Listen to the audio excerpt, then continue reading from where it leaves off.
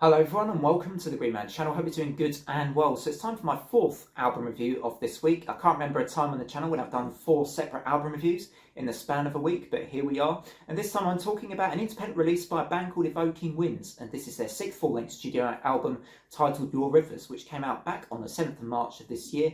And the album is 10 tracks and about 52 minutes in length. So this is an atmospheric black metal project which evolved from a solo project by Artyom Prishpov, who released the compilation material back in 2008, but then 13 years went by, and in 2021 we had the first of the full-length studio albums from this band.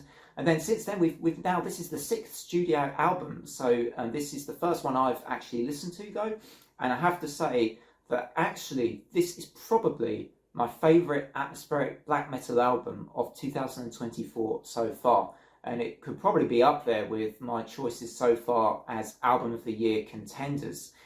Yes, this is how much I've enjoyed this very captivating and pretty stunningly beautiful atmospheric black metal record. I would say also, if you're fans of the Witcher series, take note of this album. That's the Witcher Fantasy series, because it has been inspired by that series and in fact tells the story of some of the characters and the choices they have to make during that series.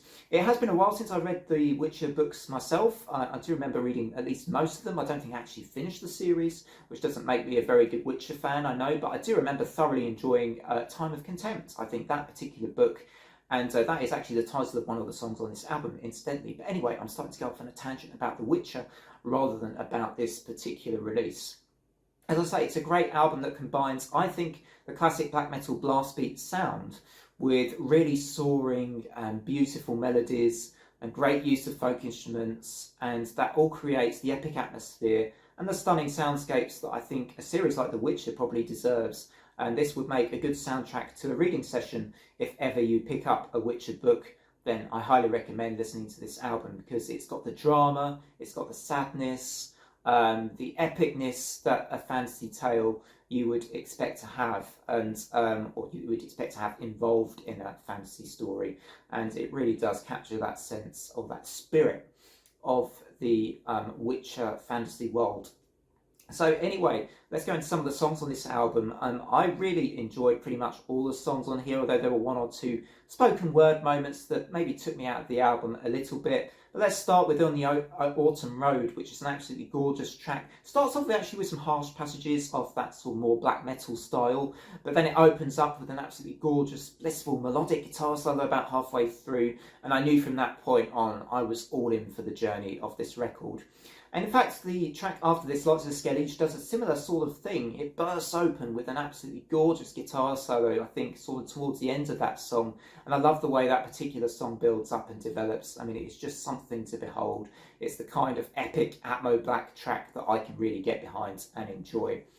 I also want to shout out Lilac and Gooseberries, a song which starts off with some great flute playing before developing with some gorgeous female vocal harmonies, and then that goes into an aggressive black metal style. But as with a lot of this album, it never loses its atmosphere. It always retains this kind of magical, fantastical atmosphere throughout the album. And I think that's sometimes something which black metal or atmospheric black metal can struggle to do when it goes into the blast beat mode of its style. And yet this one doesn't fail to deliver at any point on the record for me. I also like Time of Contempt, which starts off soft with sort of delicate stringed instrument plucking. I'm not quite sure what instruments are being used in this track, but it's another gorgeous track which I think, again develops itself very well. You've got a good climax as well, and goes into some great epic moments, as you might expect with other songs on this album. You also got Brotherhood of Brenna, which is perhaps the most beautiful use of the bagpipes that I may have heard, maybe ever heard, or certainly heard in recent memory. So this is a really great album. If you're fans of atmospheric black metal, do make sure you check this one out. This is one maybe actually I would say you should perhaps check out as a matter of urgency, because it is really, really great. Of course, that is just my opinion, as with every single album review I do.